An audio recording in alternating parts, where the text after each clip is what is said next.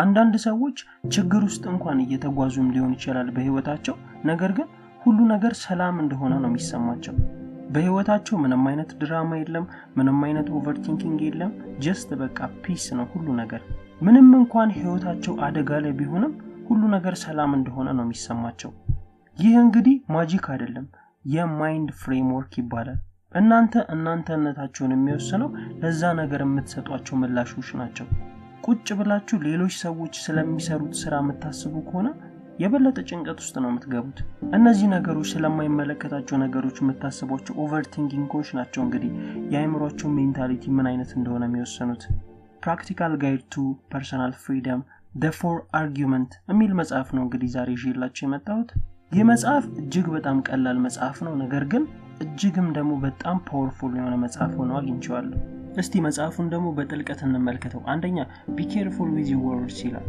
አንድ እጅግ በጣም ኢንተለጀንት የሆነች ሴት አለች በጣምም ጥሩ ልብ ያላት እናም አንድ ልጅ ያላት ልጇን በጣም ነው የምትወዳት እናም አንድ ቀን ስራ ውላ ስትመጣ ወደ ቤቷ እጅግ በጣም ደክሟት ነበር እሱ ብቻ ሳይሆን ደግሞ ጭንቀት የምንለው ኤንግዛይቲ የምንላቸው ነገሮች ተደራርቦባት ነበር እናም በዚህ ሰዓት የፈለገችው ቤቷ ገብታ በቃ ጸጥ ብላ እረፍት ማድረግ ነበር በጣም የፈለገችው ግን ልጇ እረፍት ልትሰጣት አልቻለችም በቃ በጣም ተረብሻታለች በዚህ ሰዓት ላይ ልጅቷ ስትጫወት ስትረብሻት እናትየው በጣም ተናደደችባት እና ሚቺናት ልጇ ላይ መጮህ ጀመረች አፏን ዝም እንድትል ልጅቷ ማለት ነው እሱ ብቻ ሳይሆን ደግሞ ልጇን ድምጽሽ በጣም ነው የሚያስጠላው እያለች ልጇ ላይ በጣም መጮህ ጀመረች ግን እውነታው የልጅቷ ድምጽ በጣም የሚያስጠላል ነበር ከዛም በኋላ ያቺ ልጅ አይምሯ ላይ ድምጿ እጅግ በጣም የሚያስጠላ ድምጽ ያላት ልጅ እንደሆነች ማሰብ ጀመረች እናም ትምህርት ቤት ውስጥ እጅግ በጣም ዝምተኛ ልጅ መሆን ጀመረች ህፃን ከሌሎች ጋር ኮሙኒኬት ማድረግ በጣም እየከበዳት መጣ በቃ መታሰቡላ ከሌሎች ጋር ስታወራ ድምጿ በጣም እንደሚያስጠላ ማሰብ ጀመረች እናም እቺ ልጅ እያደገች መጣች እናም አሁን ድረስ የምታስበው ድምጿ የሚያስጠላ እንደሆነ ነው እናም ከሌሎች ጋር ማውራት እጅግ በጣም ነው የምትሳቀቀው ይህ እንግዲህ ምን ማለት ነው ምናወጣቸው ቃላቶች እጅግ በጣም ጠንካራ ኃይል ያላቸው ናቸው ማለት ነው ካፋችን የሚወጡት ቃላቶች ዓለም ላይ በቃ እጅግ በጣም ደስ የሚሉ ነገሮች የሰዎች አይምሮ ውስጥ መፍጠር እንደምንችልበት ሁሉ በተቃራኒው ደግሞ ሰዎችንም ልንሰብርበት እንችላለን ካፋችን የሚወጡት ቃላቶች ልክ እንደ አፈር ናቸው አፈር የሰጣችሁትን ነው የሚያበቅለው ጥሩ ዘር ከሰጣችሁት ጥሩ ዘር አድርጎ ያበቅላላችኋል መጥፎ ከሰጣችሁት ደግሞ ያው መጥፎ ያበቅላላችኋል ማለት ነው ሰዎች የምትናገሩትን ነገሮች የማትመርጡ ከሆነ ወይንም ካፋችሁ የሚወጡትን ቃላቶች የማትጠነቀቁላችሁ ከሆነ እነዛ ሰዎች አይምሮ ውስጥ ያ እንደ ተክል እያደገ ነው በውስጣቸው የሚሄደው ማለት ነው ያቺ ልጅ ከዛ በኋላ ከሌሎች ሰዎች ጋር ኮሙኒኬት ማድረግ በጣም የከበዳት እናቷ በልጅነቱ የተናገረቻት ነገር ነው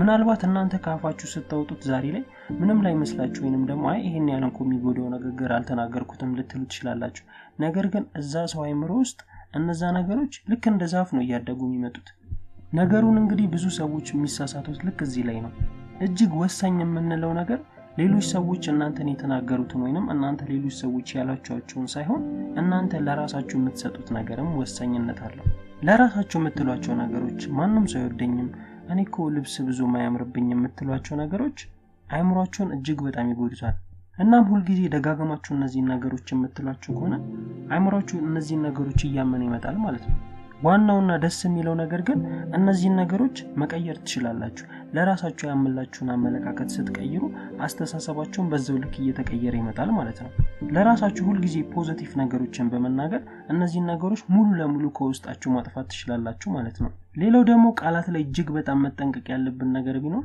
ለጓደኛችሁ ወይንም ደግሞ ለሌላ ሰው ሳይሆን ከሶስተኛ ሰው የምትሰሟቸው ነገሮችም እጅግ በጣም ልትጠነቀቋቸው ይገባል ብዙዎቻችን የምንዘነጋቸው ነገሮች ስለሆኑ ነው ለምሳሌ አንድ በጣም ኤክሳይትድ የሆናችሁበት አዲስ ክላስ ልትማሩ ገባችሁና ጓደኛችሁ ወይኔ ያስተማሪ በጣም ያስጠላ አስተማሪ ነው በቃ ልክ ሲያስረዳ የሚያወራቸው ነገሮች በፍጹም አይገቡም ሚላችሁ ከሆነ እነዚህ ነገሮች ገብታችሁ ብትማሩ ያስተማሪ ምን እንዳስተማረ ኮምፕሊትሊ ምንም አይነት አይዲያ የላችሁም ከዛም ያንን ክላስ ልክ እንደ ጓደኛችሁ መጥላት ተጀመራላችሁ ማለት ነው ምክንያቱም መጀመሪያ ላይ አይምሯችሁ ወደዛ ክላስ ከመግባታችሁ በፊት አምኖ ነበር ያስተማሪ በቃ የሚያስረዳው ነገር በሙሉ ለሌሎች ሰዎች የሚገባ አይነት እንዳልሆነ ማለት ነው እስቲ አስቧችሁ በህይወታችሁ የገጠሟችሁን ሲናሪዮዎች ልክ እንደዚህ አይነት ማለት ነው ነገሮቹን ወይንም ደግሞ ቪውን መቀየር ማለት ነው። ቪውን ልክ ስትቀይሩት አመለካከታችሁም ልክ በዛው ልክ ይቀየራል ማለት ነው። እናም በሌላ ሲናሪዮ ወይንም ደግሞ በሌላ ገጠመኝ ጓደኛችሁ ልክ እንደዚህ አይነት ነገር ሲነግሯችሁ ይህ ያንተ ኦፒኒየን ሊሆን ይችላል ልትሉት ይገባል።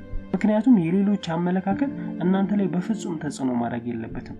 ምክንያቱም እናንተ የራሳችሁ አመለካከት የራሳችሁ አይነት እይታ ያላችሁ ሰዎች ስለሆናችሁ ማለት ነው።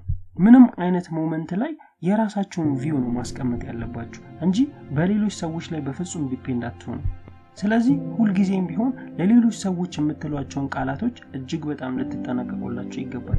እሱ ብቻ ሳይሆን ደግሞ ስለራሳችሁ የምትሏቸውን ነገሮች ልትጠነቀቁ ይገባል። ለሌሎች ሰዎች ለሶስተኛ ሰው የምትሰጧቸውን አስተያየቶች እጅግ በጣም ልትጠነቀቁላቸው ይገባል። ምክንያቱም ቃላቶች እጅግ በጣም ኃይል አላቸው። እስቲ አስቡት ሌላ ሰው ከፊት ለፊታችሁ ቁጭ ብሎ ስለናንተ መጥፎ ነገር ቢነግራችሁ ወዲያው ነው ፊታችሁ የሚቀየረው። ነገር ግን በዋናነት ልትረዱት የሚገባው ማንኛውም ሰው ስለናንተ የሚሏቸው ነገሮች በሙሉ የሚሏቸው ነገሮች እናንተን ሳትሆኑ የዛ ሰው አመለካከቶች ናቸው። የሚሏቸው ነገሮች በሙሉ እነዛ ሰዎች ያመኑትን መጥፎ ቀን ያሳለፉትን ነገር ጭምር መሆኑን መገንዘብ አለባችሁ እንጂ እናንተ ያንን ነገር ሆናችሁትም እንዳልሆነ ተረዱ። እስቲ መጀመሪያ ላይ የነገርኳችሁን ታሪክ ልብ በሉ። የእናትና የልጅን እጅግ በጣም ድምጿ እንደሚያስጠላ እናቷ ነገረቻት ለልጇ። ለምንድን ነበር እናትየው ይሄንን ነገር የተናገረቻት? እጅግ በጣም ስራ ቦታ ደክሟት ሁሉ ነገር አስጠልቷት ወደ ቤት ስለመጣች ነው እንጂ የልጇ ድምጽ አስጠሊታ ሆኖ አይደለም። ግን ልጅቷ የተሰማት ስሜት እናቷ እውነቷን እንደሆነ ነው። በቃ የሷ ድምጽ እጅግ በጣም የሚያስጠላ ድምጽ እንደሆነ እናቷ ስለነገረቻት ነው። እስቲ አስቡት ለምሳሌ አንድ ሰው መጥቶ አንተ እኮ በጣም ስቱፒድ ሰው ነህ ቢላችሁ ምንድነው የምታስቡት? ታምኑታላችሁ? ያ ቃል ቀጥታ አይምሯችሁ ውስጥ ነው ቁጭ የሚለው ገብቶ። በፍጹም እነዚህን ቃላቶች አትረሷቸውም። ከዛስ በአጭር ጊዜ ይሄ ነገር ከውስጣችሁ አይጠፋም። ለአመታት አትረሷቸውም እነዚህን ቃላቶች። መረዳት ያለባችሁ ነገር ማንኛውም ሰው እናንተን ጀጅ ሲያረጋችሁ የራሱን አመለካከት ነው እየነገራችሁ ያላችሁ እንጂ እናንተ ያንን ነገር ሆናችሁት አይደለም።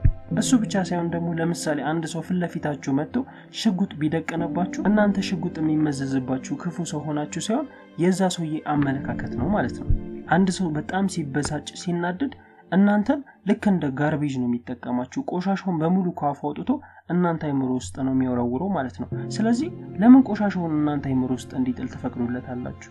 ስለዚህ አይምሮአችሁ ሁሉ ጊዜ ይሄንን ቆሻሻ ነገር በውስጣችሁ እያሰባችሁ ትኖራላችሁ ማለት ነው። ምናልባት እኮ አንዳንዴ ጧት ላይ ያገኛችሁ ሰው እጅግ በጣም እንደምታምሩ ነግሯችሁ ማታ ደግሞ ምን ሆኖ እንደዚህ ያስጠላብ በሚሏችሁም ሰዎች አሉ። ይህ ማለት እናንተ ጧትና ማታ ተቀያየራችሁ ነው ማለት ነው? በፍጹም የዛ ሰው አመለካከት ነው የሚቀያየረው ማለት ነው። ስለዚህ መረዳት ያለባችሁ ነገር የእናንተ ቨርዥን ከዚህ ነገር በጣም ይራቅ እንደሆነ ነው። ስለዚህ ሌሎች ሰዎች ከሚሰጧቸው እነዚህ አነሰሰሪ የሚባሉ ድራማዎችን በፍጹም አትቀበሏቸው። በሌሎች ሰዎች ሙድ መመራትን በፍጹም አቁሙ። ስለዚህ አካባቢያችሁ ላይ ያሉት ሰዎች በሙሉ እናንተ ላይ መርዛቸውን ቢረጩ እናንተ ለምን ተቀበላችኋላችሁ እነዛን ሰዎች? ስለዚህ የእናንተንም ደስታም ሐዘን የምትወስኑት እናንተ ብቻ ናችሁ ማለት ነው። ሌላው ደግሞ ዶንት ሜክ አሰምፕሽን ይላል።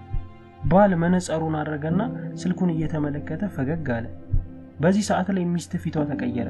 በቃ ፈገግ ያለው ከሌላ ሴት ጋር ቴክስት እየተደረገ ነው ማለት ነው። በጣም ለምትወዱት ሰው ቴክስት አደረጋችሁለት። ያም ሰው ለ2 ሰዓት አልመለሰላችሁም።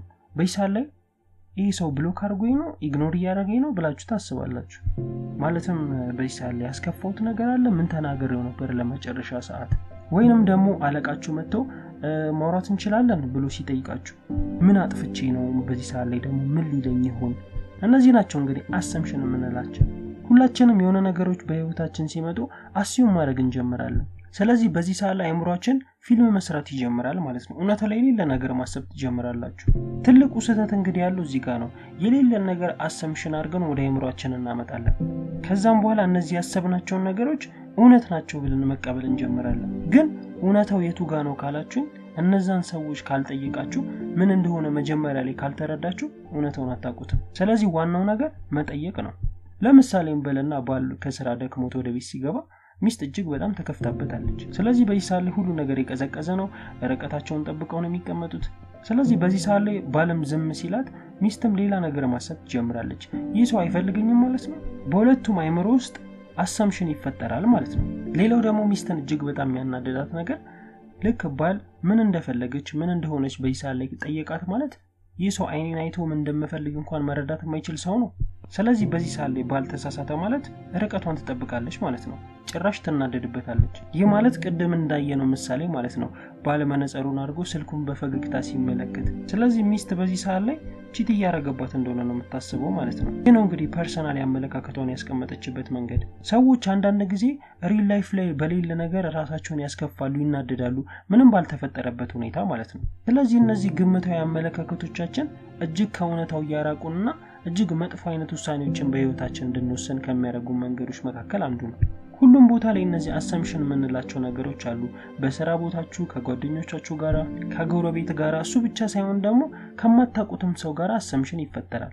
ለምሳሌ ሱፐርማርኬት ስትሄዱ ሊሆን ይችላል። ከዛ አሰምሽን በፈጠራችሁበት መንገድ ትከፋላችሁ፣ በዛ ነገሮች ማዘን ትጀምራላችሁ። ነገር ግን እኮ እውነታው ላይ በፍጹም የሌለ ነገር ነው። አሁን ለምሳሌ ብንመለከት በአካባቢዎቹ ላይ የምታውቁት ሰው ሊሆን ይችላል፣ ከቤት የማይወጣ ሰው ሊኖር ይችላል። ይህም ሰው በቃ ሁል ጊዜ ቤት ውስጥ ነው የሚያሳልፈው። በይሳሌ አካባቢው ላይ ያሉ ሰዎች ጓደኞቹ ምን ያስባሉ? ያ ሰው ስራ እንደማይሰራ ነው። ነገር ግን ይህ ሰው ቤት ውስጥ ቁጭ ብሎ ስራ እየሰራ ቢሆንስ? ምናልባት እኮ በቀን ውስጥ 10 ሰዓቱን በስራ የሚያሳልፍ ሰው ሊሆን ይችላል። ስለዚህ ይህን ሰው ሳንጠይቀው ዝም ብለን አሰምሽን እንፈጥራለን ማለት ነው። ስራ ማይወድ ሰው አድርገን ነው እናስበዋለን ይህን ሰው። ነገር ግን ማንም ምንም ነገር ጠይቆት አያውቅም። እድሜውን እያቃጠለ እኮ ነው፣ አልገባውም፣ ሰነፍ ስለሆነ ነው ብለን አሰምሽን እንፈጥራለን ማለት ነው። ይሄ ግምታዊ አመለካከቶቻችሁን በደፈናው ማስቀመጥ አቆሙ። ጠይቋቸው እነዛ ሰዎች ምን እንደሆኑ። ለጓደኛችሁ ቴክስት አረጋችሁለት፣ ጓደኛችሁ አልመለሰም፣ ደውላችሁ ምን እንደሆነ ጠይቁት። በዚህ መጽሐፍም ላይ እንደሚለን አሰምሽንን አቁመን መጠየቅ ስንጀምር ህይወታችን ጥሩ ይሆነልናል ይላል። እንግዲህ ክሊር የሆነ ኮሚኒኬሽን ከሌሎች ሰዎች ጋር ይኖራቸዋል። ስለዚህ do your best